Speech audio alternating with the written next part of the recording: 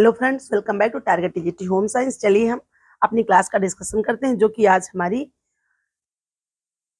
कौन सी क्लास होगी। तो ये होम साइंस का हमारा जो है क्लास 10 का, इसमें हम जो है 1, 2 और 3 चैप्टर तक के एमसीक्यू हल करेंगे, जो कि बहुत ही ज्यादा इंपॉर्टेंट है आपके लिए। ठीक है, सभी बच्चों के लिए ये एक तरह से कह सकते हैं इंपॉर्टेंट है, और जो है ये रिवीजन भी हो जाएगा। आइए देखते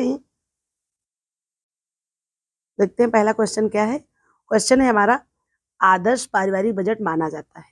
तो किसे मानते हैं भाई आदर्श पारिवारिक बजट? तो देखिए, सबसे ये फर्स्ट चैप्टर है सबसे पहला, और चैप्टर का नाम क्या है? शिक्षिका द्वारा प्रतिदर्श बजट। ठीक है, और ये वेरी इंपॉर्टेंट है आप लोगों की एग्जाम के दृष्टिकोण से। ठीक है, तो आइए देखते हैं यहाँ पर पहला क्वेश्चन। तो आदर्श पारिवारिक बजट माना जाता है, तो बजट, ये बजट बहुत ही ज्यादा इंपॉर्टेंट है, और बजट के टॉपिक से आपको क्वेश्चन जरूर मिलेंगे हर परीक्षा में। अगर जहां पर भी क्वेश्चन अगर आपका होम साइंस से रिलेटेड चीजें होंगी, और हाई स्कूल के बच्चों के लिए तो है ही है, मान के चलिए। पहला है घाटे का बजट, फिर है संतुलित बजट, फिर है बचत का बजट, फिर है दैनिक बजट। तो करेक्ट आंसर यहाँ पर हो जाएगा हमारा बचत का बजट। वैसे तो हमने पहले ही जो है इसको क्या किया है, तो इसको हाईलाइट कर दिया है, लेकिन फिर भी हम देखते हुए चलेंगे।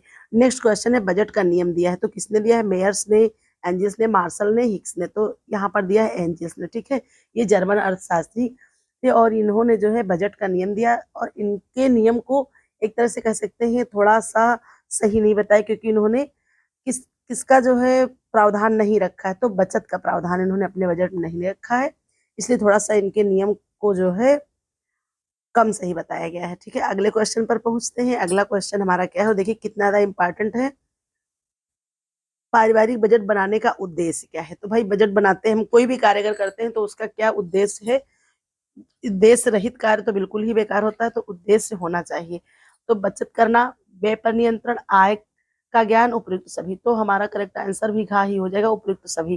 भाई अगर हम बजट बनाएंगे तो बचत भी होगा और व्यय पर नियंत्रण भी होगा। जब व्यय पर नियंत्रण होगा तो सीधी बचत होगी, और आय का ज्ञान भी होगा, क्योंकि उसमें हम क्या करेंगे, व्यय भी करेंगे या बचत करेंगे, कुछ भी तो हम वहां पर लिखेंगे, पढ़ेंगे। भाई सीधी बात जो है, एक तरह से बजट क्या है, तो आय व्यय का लेखा जोखा। तो जब हम लेखा जोखा करेंगे तो हर चीज सही से हो जाएगी, एक उसको सही डायरेक्शन में हर चीज हम करेंगे। नेक्स्ट क्वेश्चन है हमारा, तो नेक्स्ट क्वेश्चन है, बजट सफल होता है।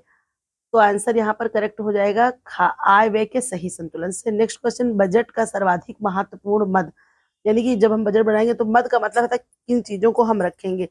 तो यहाँ पर भोजन को हम सबसे पहले रखेंगे, क्योंकि सबसे पहले भोजन आएगा, फिर इसके बाद आपके वस्त्र आते हैं, इसके बाद आपका आवास आता है। आप जानते हैं महत्वपूर्ण आवश्यकताएं हमारी क्या है, या सॉरी, महत्वपूर्ण तो है मूल आवश्यकताएं, भोजन, वस्त्र और मकान। तो भोजन को हम सबसे पहले रखेंगे। नेक्स्ट क्वेश्चन, पारिवारिक बजट का मुख्य मद क्या है? अभी ऊपर भी आपने देखा, तो भोजन ही मुख्य मद हो जाएगा। फिर है, बजट में आय व्यय का विवरण कितनी अवधि का होता है? तो आय व्यय का विवरण कितनी अवधि का होता है? 1 माह का। वैसे तो हम ऐसे भी बना सकते हैं, लेकिन 1 माह में हम पूरा अपना लेखा जोखा या बजट बनाते हैं। नेक्स्ट क्वेश्चन पर चलते हैं। नेक्स्ट क्वेश्चन हमारा क्या है, बजट का मुख्य मद नहीं है ना? कौन सा मुख्य मद नहीं है? तो भोजन भी है, शिक्षा भी होगा, मकान भी होगा, लेकिन फैशन नहीं होगा, इसलिए करेक्ट आंसर यही कहा हो जाएगा। फिर जिस बजट में कुल आय से कुल व्यय अधिक हो, उसे क्या कहते हैं? यानी कि आय से व्यय अधिक होगा तो उसे हम क्या कहेंगे? संतुलित बजट, बचत का बजट, उपयुक्त में से कोई नहीं, घाटे का बजट। तो घाटे का बजट ही हम कहेंगे, क्योंकि आय कम है और व्यय ज्यादा है, तो हर बार घाटा जा रहा है। नेक्स्ट क्वेश्चन पर चलते हैं। तो नेक्स्ट क्वेश्चन हमारा है, बजट बनाने से पहले आवश्यक है आय का पूर्वानुमान, आय पर नियंत्रण, व्यय पर नियंत्रण, इनमें से कोई नहीं। तो करेक्ट आंसर घा हो जाएगा, इनमें से कोई नहीं। बजट बनाने से पहले आवश्यक है आय का पूर्वानुमान, आय, सॉरी, इनमें से कोई नहीं, इनमें से सभी। ठीक है, करेक्ट आंसर क्या हो जाएगा? इनमें से सभी। अगले प्रश्न पर चलते हैं। गृह विज्ञान का अर्थ है कला विज्ञान, कला और विज्ञान दोनों, इनमें से कोई नहीं। तो करेक्ट आंसर का हो जाएगा कला और विज्ञान दोनों। पारिवारिक बजट का मुख्य घटक नहीं है, तो क्या नहीं है? फैशन नहीं, बाकी तो सारी चीजें ही हैं। पारिवारिक बजट बनाने के लिए सबसे आवश्यक क्या है? आय में वृद्धि, व्यय में कटौती, आय व्यय में संतुलन, ऋण की व्यवस्था। तो सबसे आवश्यक, तो भाई आय व्यय में संतुलन सबसे आवश्यक, करेक्ट आंसर गा हो जाएगा हमारा। फिर है, मासिक बजट बनाना आवश्यक है, यानी कि जो हम मासिक बजट बनाते हैं तो उसमें क्या आवश्यक है? आय व्यय का संतुलन बनाए रखना करेक्ट आंसर का होने वाला है आपका। फिर देखिए अगला देखते हैं क्वेश्चन क्या कह रहा है। फिल इन द ब्लैंक्स, मासिक बजट बनाना आवश्यक है।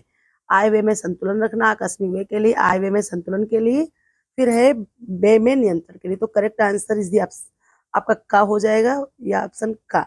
आय व्यय में संतुलन रखने के लिए बजट बनाया जाता है, उसी के लिए ये आवश्यक भी है। नेक्स्ट चैप्टर, तो नेक्स्ट चैप्टर हमारा है, देखते हैं क्या है हमारा नेक्स्ट चैप्टर, आय और व्यय। ठीक है, ये चैप्टर 2 हमारा क्या है, आय और व्यय। एक मिनट,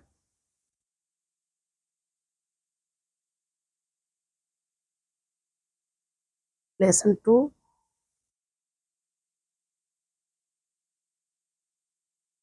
आय और व्यय, ये आपका लेसन 2 है। वहां से हम जितने भी एमसीक्यूज हैं उनको हल करेंगे। सरकारी कर्मचारी को सेवानिवृत्ति के उपरांत क्या प्राप्त होता है, तो पेंशन प्राप्त होती है। नेक्स्ट क्वेश्चन, किस चेक में बाएं कोने पर दो समांतर रेखाएं खींची होती है, तो ये होता है क्रॉस चेक। ठीक है, जैसे ये आपका ऐसे की जो है चेक है, तो जो है समांतर जो है कहाँ पर लिखा हुआ है कि बाएं कोने में, तो ऐसे जो है ये समांतर रेखाएं दो खींची होती है, उसी को हम क्रॉस चेक कहते हैं। नेक्स्ट क्वेश्चन है, बचत का मुख्य उद्देश्य क्या है, तो भविष्य के लिए। ठीक है, ऐसा नहीं है कि मनोरंजन और सुख तो प्राप्त होगा, लेकिन ये सारी चीजें आपकी सेकेंडरी हो जाती हैं। भविष्य के लिए हम योजना बनाते हैं, भविष्य के लिए सुरक्षित रखते हैं, ये हमारा बचत का मुख्य उद्देश्य हो जाएगा। नेक्स्ट क्वेश्चन पर चलते हैं। नेक्स्ट क्वेश्चन हमारा है, बचत सुरक्षित रखने का साधन। ठीक है, बॉक्स में पड़ोसियों के घर, बैंक में जमा, इनमें से कोई नहीं। करेक्ट आंसर ऑप्शन खा हो जाएगा, बैंक में जमा करना। फिर है किसान विकास पत्र योजना, ये कहाँ की है, तो बैंक की, जीवन बीमा की, इनमें से कोई नहीं। फिर गा है डाकखाने की, तो डाकखाने की। करेक्ट आंसर ये हो जाएगा, डाकखाने की ये योजना है। ठीक है, विकास विकास जो है किसान विकास पत्र, बाकी सुकन्या योजना और अन्य कई योजनाएं आपकी जो है डाकखाने की है। और ये जो है आपका क्या है, तो ये आपका यूनिट ट्रस्ट ऑफ इंडिया, तो ये सब जो है आपकी जो है बैंक से रिलेटेड ना होकर के कहाँ से, डाकखाने से रिलेटेड है। नेक्स्ट क्वेश्चन देखते हैं। नेक्स्ट क्वेश्चन पर आते हैं हम।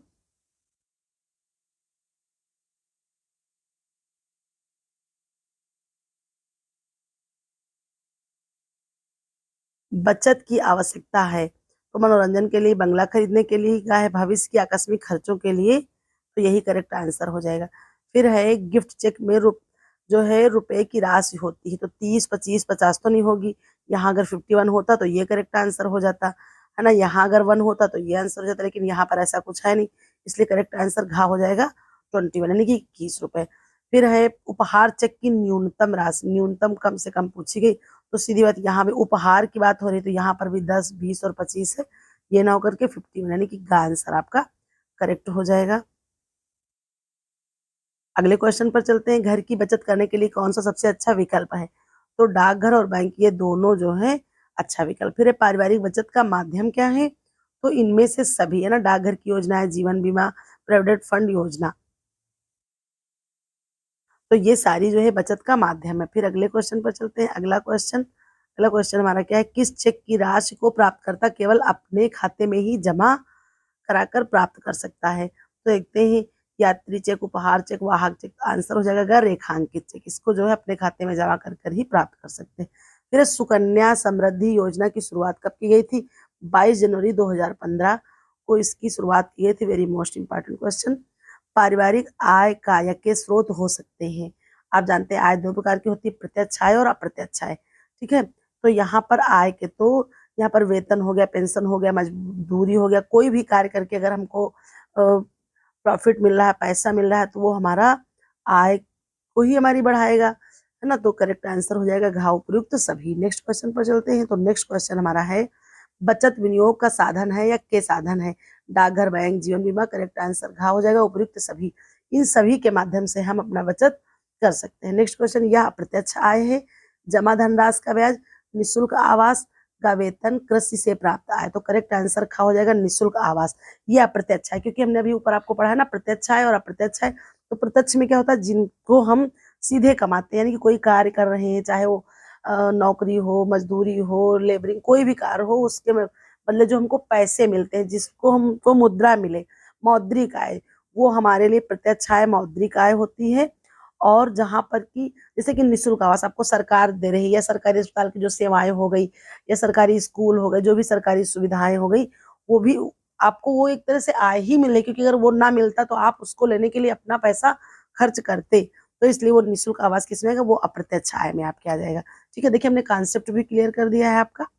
नेक्स्ट क्वेश्चन पर चलते हैं। पारिवारिक आवश्यकताओं की पूर्ति के लिए उपयोग किए जाने वाले धन को कहते हैं पारिवारिक व्यय। भाई हम पारिवारिक आवश्यकताएं पूर्ण करें तो पारिवारिक आय। निम्नलिखित में से कौन सा सबसे सुरक्षित है, तो क्रास या रेखांकित चेक ही सबसे सुरक्षित होता है। नेक्स्ट है वरिष्ठ नागरिक जमा योजना खाता खोला जाता है 60 वर्ष के उपरांत। ये आपका आंसर हो जाएगा का सही। फिर देखते हैं अगला क्या है।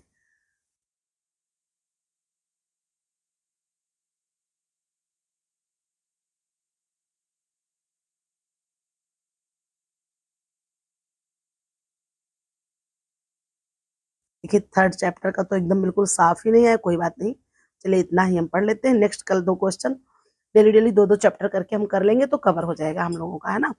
तो फिर जो है यहाँ पर आय व्यय के संतुलन में कौन सा उपयुक्त होगा, तो मासिक बजट। ठीक है, मासिक बजट से हम आय व्यय के संतुलन को सही से कर पाएंगे। चलिए फिर मिलते हैं नेक्स्ट वीडियो में, तब तक के लिए सभी लोगों को बाय बाय। और सभी लोग बढ़िया अच्छे से पढ़ते रहिए, खुश रहिए, मस्त रहिए।